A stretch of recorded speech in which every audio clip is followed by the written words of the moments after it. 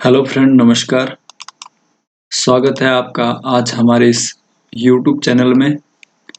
आज के इस वीडियो में हम पढ़ रहे हैं हिंदी साहित्य का इतिहास, जिसमें हिंदी भाषा की बोलियां।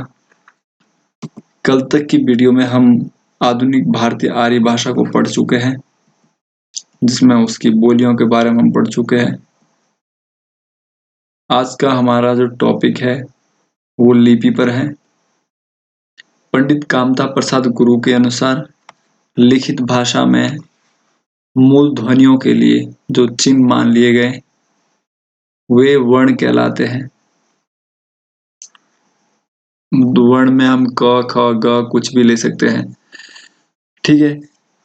जैसे क, ख, ग एक चिन्ह है, वो जो ध्वनि के लिए लिखित भाषा में जो चिन्ह मान लिए गए किसी ध्वनि के लिए, क ध्वनि के लिए हमने एक चिन्ह मान लिया, वे वर्ण कहलाते हैं।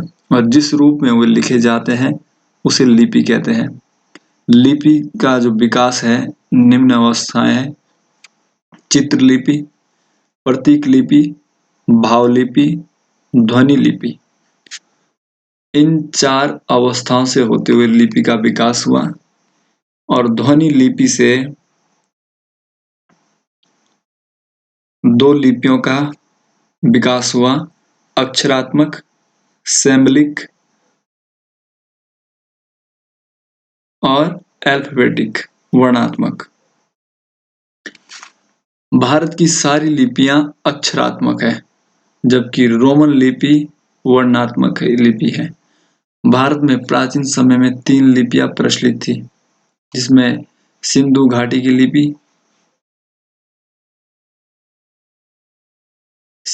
की लिपि, और दूसरी है खरोष्ठी लिपि। सिंधु घाटी की लिपि, खरोष्ठी लिपि और ब्राह्मी लिपि। सिंधु घाटी लिपि के जो प्राचीनतम हमें साक्ष्य मिलते हैं वो मांटगोमरी जिले के हड़प्पा और सिंध के लरकाना जिले के मोहनजोदाड़ो के में उसके साक्ष्य मिले हैं, ठीक है। सिंधु घाटी लिपि के जो प्राचीनतम साक्ष्य कहाँ मिले हमें? हड़प्पा में मिले हैं और मोहनजोदाड़ो में मिले हैं। डिरिंजर महोदय ने सिंधु घाटी लिपि को ट्रांजिशनल स्क्रिप्ट कहा, जिसे भाव ध्वनि मूलक लिपि भी कहा जाता है। डिरिंजर महोदय ने। अब सिद्ध मात्रिक लिपि और कुटिल लिपि।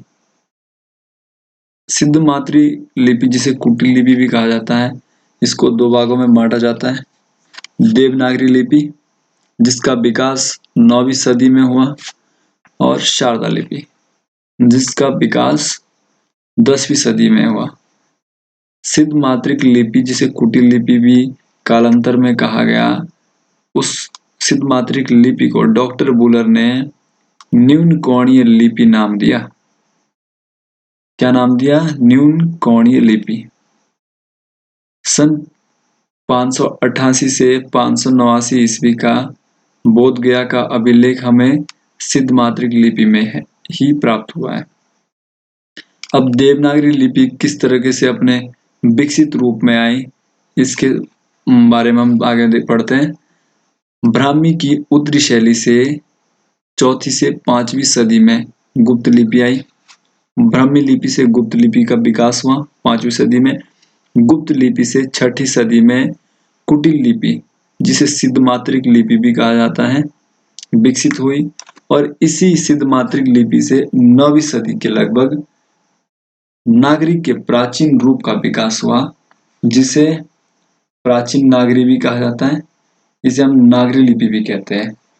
अब देवनागरी के नामकरण के संबंध में बहुत सारे मत हैं, जिनमें प्रसिद्ध मत ये है: एक बौद्ध ग्रंथ ललित विस्तार में वर्णित नागलिपि से नागरी नामकरण हुआ।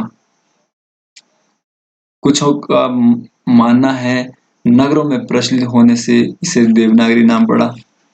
पाटलिपुत्र को नागर और चंद्रगुप्त को देव कहने के कारण देवनागरी नामकरण पड़ा।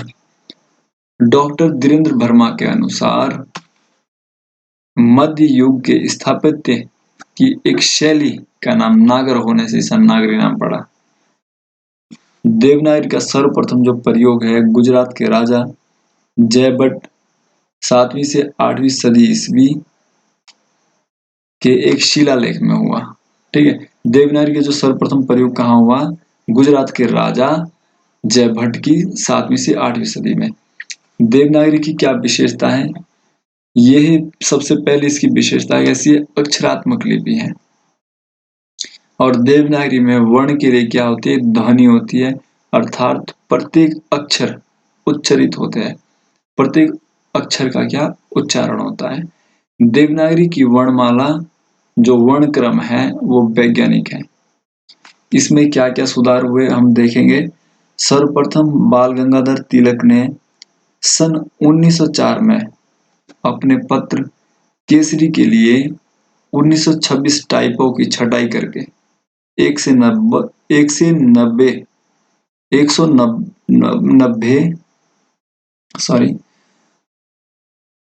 सर्वप्रथम बाल गंगाधर तिलक ने सन 1904 में इनका पत्र था जो केसरी नाम से था, 1926 टाइपों की छटाई करके 190 टाइपों का एक फॉन्ट निकाला जिसे तिलक फॉन्ट भी कहते हैं। ठीक है, बनाकर इन्होंने देवनागरी लिपि सुधार का आरंभ किया। देवनागरी लिपि सुधार का आरंभ कहां से हुआ? तिलक फॉन्ट से, जो कि 1904 में केसरी पत्र में टाइप हुआ। सर्वप्रथम महाराष्ट्र के सावरकर बंधु ने अ की 12 कड़ी तैयार की और महात्मा गांधी के हरिजन सेवक में इसका प्रयोग हुआ। डॉक्टर श्याम सुंदर दास ने पंचमाक्षर के स्थान पर क्या अनुस्वार का प्रस्ताव रखा, अनुस्वार के प्रयोग का प्रस्ताव रखा।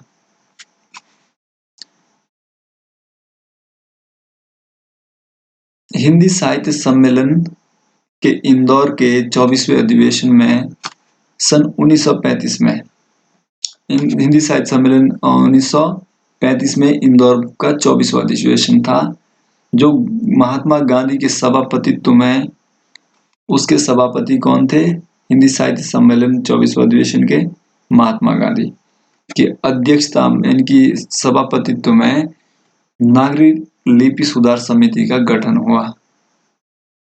ठीक है, इसी नागरिक सुधार जो लिपि थी समिति का जो संयोजक थे वो काका कालेलकर थे। इस सम्मेलन में कुल 14 सुझाव को स्वीकार किया गया। नागरिक प्रचारिणी जो सभा थी, इसने सन 1945 में नागरिक लिपि सुधार की एक समिति का गठन किया। नरेंद्र देव समिति की रिपोर्ट के बाद उत्तर प्रदेश सरकार ने, इसे आप छोड़ सकते हैं, उत्तर प्रदेश सरकार द्वारा गठित लिपि सुधार परिषद की बैठक की अध्यक्षता उपराष्ट्रपति डॉक्टर सर्वपल्ली राधाकृष्णन ने की। लिपि सुधार परिषद की बैठक की अध्यक्षता किसने की? जो कि उत्तर प्रदेश में हुई, उपराष्ट्रपति डॉक्टर सर्वपल्ली राधाकृष्णन ने।